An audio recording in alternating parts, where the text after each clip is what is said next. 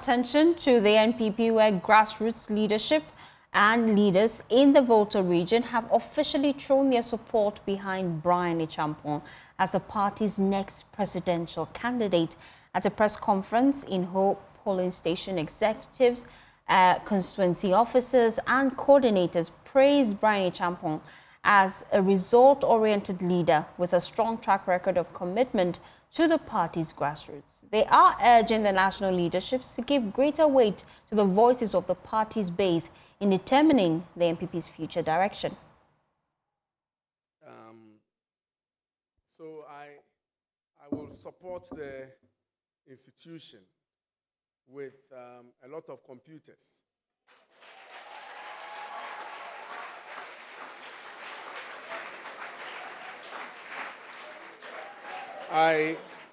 If you go to the University of Ghana Business School, one of my companies, Rock City Hotel, built the ICT center in the business school. Yes, and I think about 3-4 years ago, and it's still functioning. Honorable Bryan Acheampong is a leader who listens, respects the base, and then has consistently worked to strengthen the party structures, even in times when others stayed away. His track records, speaking for itself, as follows. He has empowered communities through initiatives such as borehole construction, farm inputs, and educational supports. He has demonstrated his commitment in promoting education, healthcare, hospitality, and economic empowerment. He values the role of police station executives, our coordinators, and the constituency leaders in building a winning party. We admonish all presidential hopefuls, national executives, and former appointees against neglecting the grassroots, the true owners and builders of our party, NPP. The party's success also relies on the police station executives, foot soldiers, and coordinators who drive its machinery at the community level. Don't overlook the importance of the grassroots. Our call. We call on all presidential hopefuls to engage directly with the grassroots and avoid assuming that endorsement from former government appointees represent the base. That's not the case at all. The fact that former appointees have gone to show support to some few presidential aspirants doesn't mean that's the voice of the grassroots. We have our voice to say. We urge the national leadership to conduct a free, fair, and transparent internal electioneering process that reflects the true will of the party grassroots.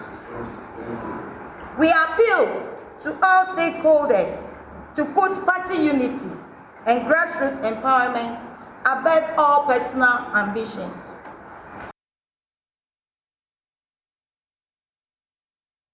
Well, we can now hear from Dr. Bryan Acheampong, who today has been donating some computers to UNIMAC IG. So I will support the institution with a lot of computers.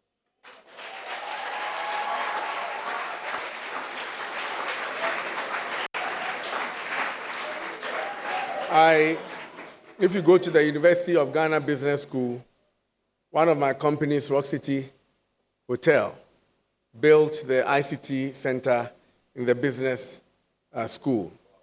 Yes, and I think about 3-4 years ago, and it's still functioning. So I am going to donate 50 computers to UNIMAC.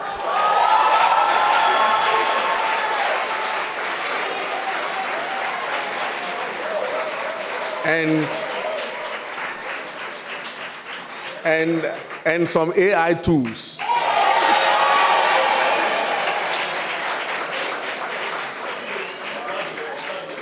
to support my school.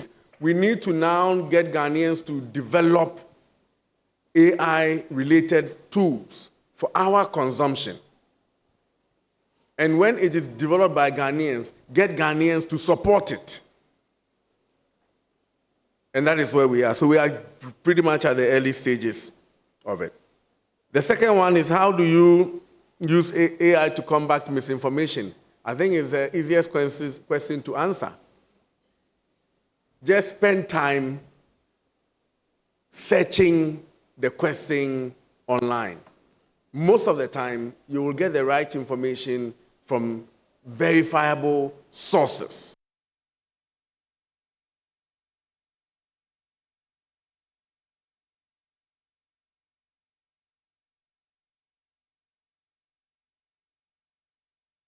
Well, let me bring in Davis Opoku. He is MP for Impresu and a key member of Bryan Acheampong's campaign team. We appreciate your time here on The Pulse. This must come as good news to you. We're just hearing from some key stakeholders in the Volta region pledging support for Bryan Acheampong. It's a very welcoming news. It's a good news. In fact, I was taking notes while the young lady was delivering the speech. This is just to tell you that it's the first time. I was surprised when Carlos called that there are a group of persons in the Volta region who have declared support for the candidature of Bryan Acheampong. And the interesting thing is that, so in all the aspirants who intend to campaign or who intend to stand for the president, Bryan's candidature is the youngest, sort of. We just started campaigning, we are putting structures in place, and to receive this overwhelming support from a group of polling station officers, for us, is humbling and it's something that we welcome wholeheartedly. The interesting bit is that the Bryan Acheampong's campaign focus has been how we are able to touch base with our grassroots. We believe that... Mr. Davis, if you could project a little bit for me so that I can hear you clearly. Yeah. I'm struggling to hear you. Better now. Better now. Is it okay now? Better now. Yes. I'm saying that the grassroots that delivered victory for the NPP prior to the 2000 elections, the grassroots that delivered victory for Nana Akufo-Addo in the 2016 elections and 2020 elections, cannot be vilified. I mean, there's been suggestions that this whole polling station structure should be scrapped. We don't think that is the case. If there's a need for an expansion, yes, there has to be an expansion. But we believe that these are persons that we need to win the next election, because our network has a very, very powerful network across the country. And Bryan appreciates the efforts and everything that the police station people are doing. In fact, in the lead up to the 2024 election, he was amongst the only persons in the Eastern region to have gone around all the 33 constituencies, engaged with polling station officers, and also Council of Elders and Council of Patrons.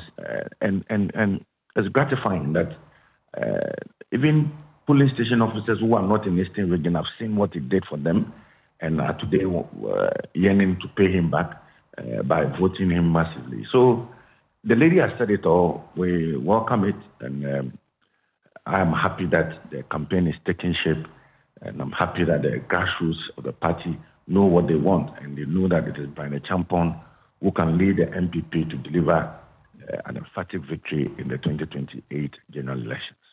We heard from Andy Apiakubi tell us that we should expect surprises when it comes to this race. I'm wondering, what's your game plan? How do you plan to get the over 200,000 delegates on your side?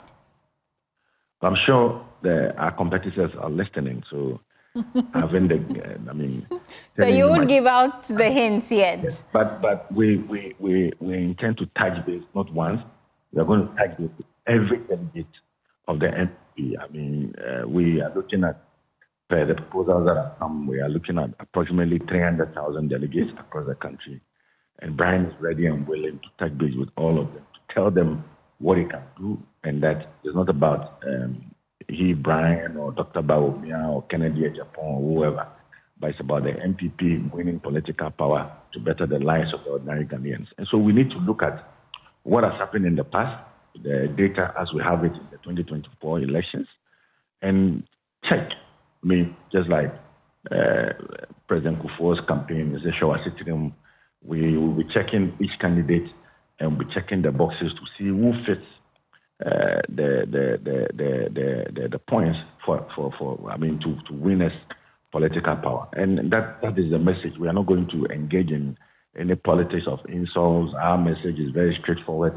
It is the MPP, and the MPP must win in the 2028 elections. And we believe strongly that with Bryan Acheampong, we would have that victory that we all are yearning for. Your competitors are already engaging groups. What groups will Bryan engage in next? Well, interestingly, all the persons that our competitors are meeting today are happy that Bryan is in the race. For instance, first, it was a meeting with MMDCs.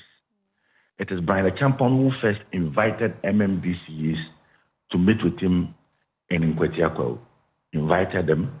Then the other aspirants now realized that we have a group called MMDCs who have served the government of Nana Addo Dankwa Akufo-Addo, who have served the party in various and diverse ways, and it's important that they bring them on board. So we are happy that when we take the lead, others follow.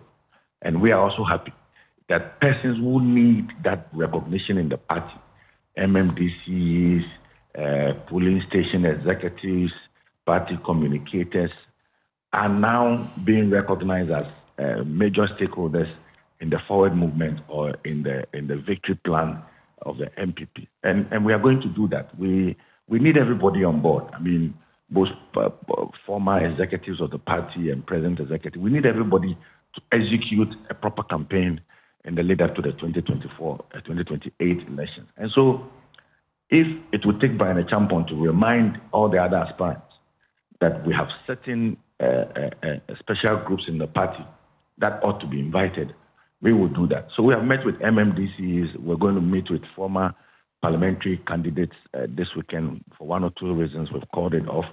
We are meeting with party communicators. And they know, if you talk to any party communicator, he will tell you that even before this announcement, amongst all the aspirants, it is Bryan Acheampong who has given them the most support, supporting them in terms of what they need to ensure that they communicate for and on behalf of the party. So we are on. The campaign is on. It's taking shape. We are happy that the polling station and the grassroots members of the party are associating with the Bryan Acheampong brand. And one thing that we are showing them is that it is the brand that will deliver victory for the MPP in the 2028 elections.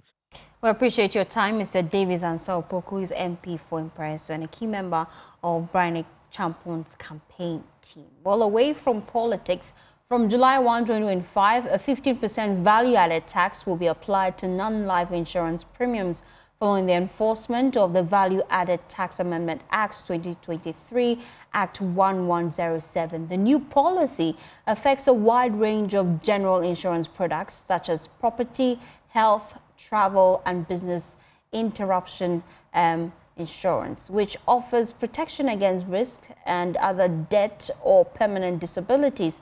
The GRA has defended the implementation of the tax, indicating that this measure is part of efforts to broaden the tax base and enhance domestic revenue mobilization.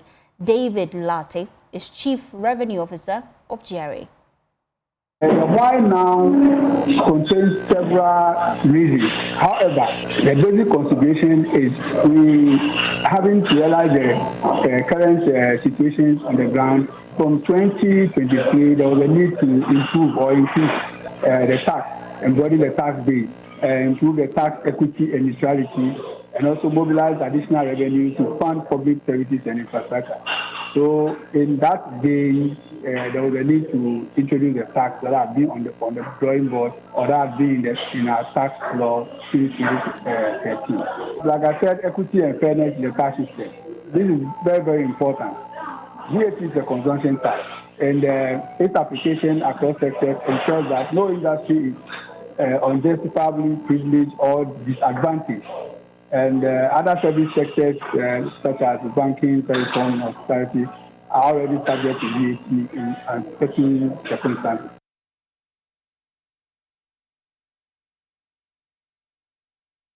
You're still watching The Pulse. We'll be back after this quick turn. Please stay tuned in.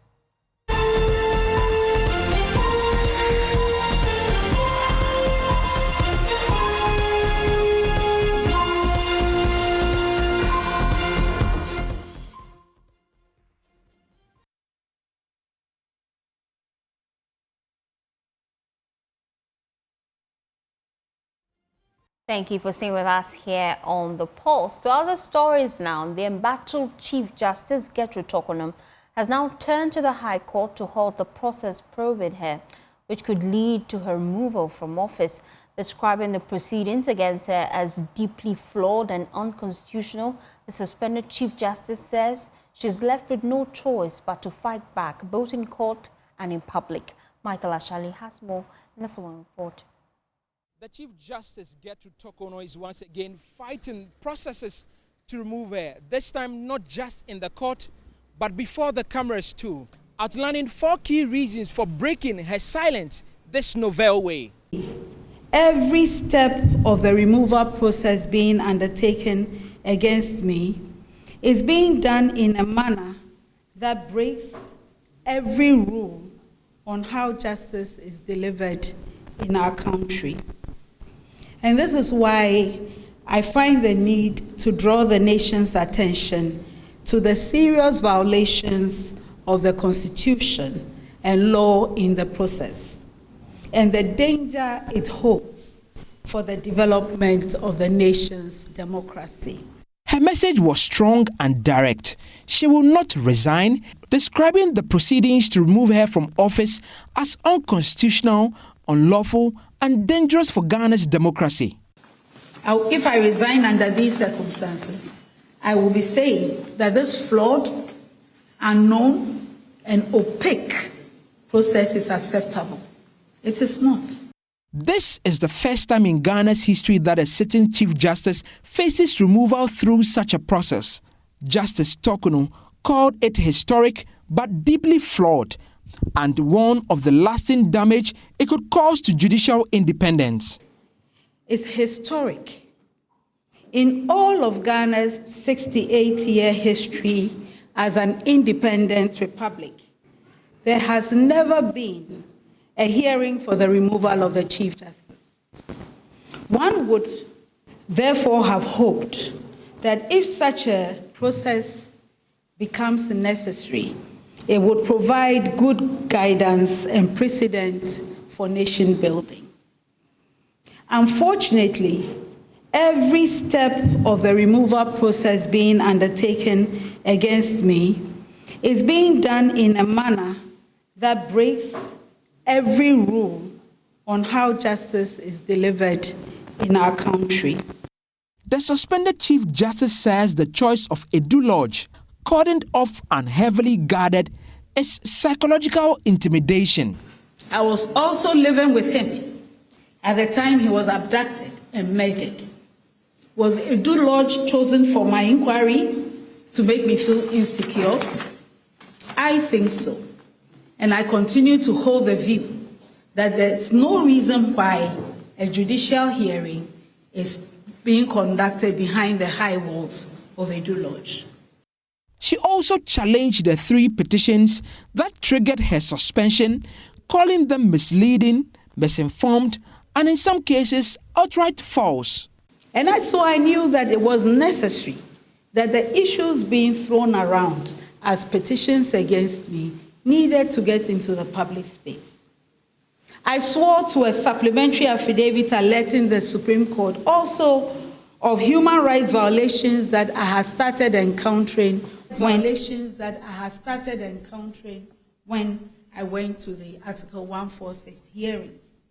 However, the members of the Supreme Court that had the petition for the hearing in open, and they also struck out the supplementary affidavit at the request of the Attorney General. I have decided to make this statement today because the violations have not stopped. Indeed, they have escalated beyond anything I could have imagined as possible in justice delivery. In the last hour, the embattled Chief Justice has taken legal action at the High Court, hoping to challenge the legality of the proceedings and to stop what she describes as a miscarriage of justice. It is this total absence of compliance with all known rules of fair hearing that has caused my lawyers to file applications for judicial review in the High Court to declare all the proceedings void.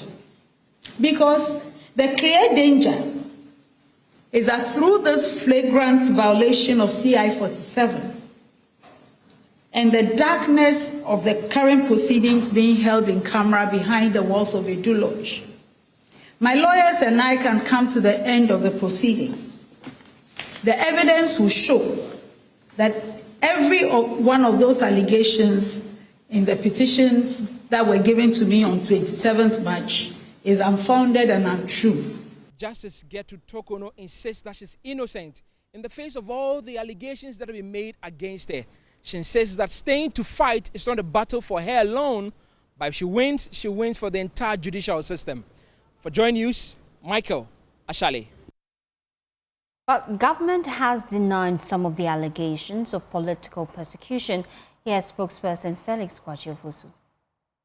Her Ladyship, the Chief Justice, all but insinuated that there was some political agenda at play to oust her, and that this whole process is a result of sin.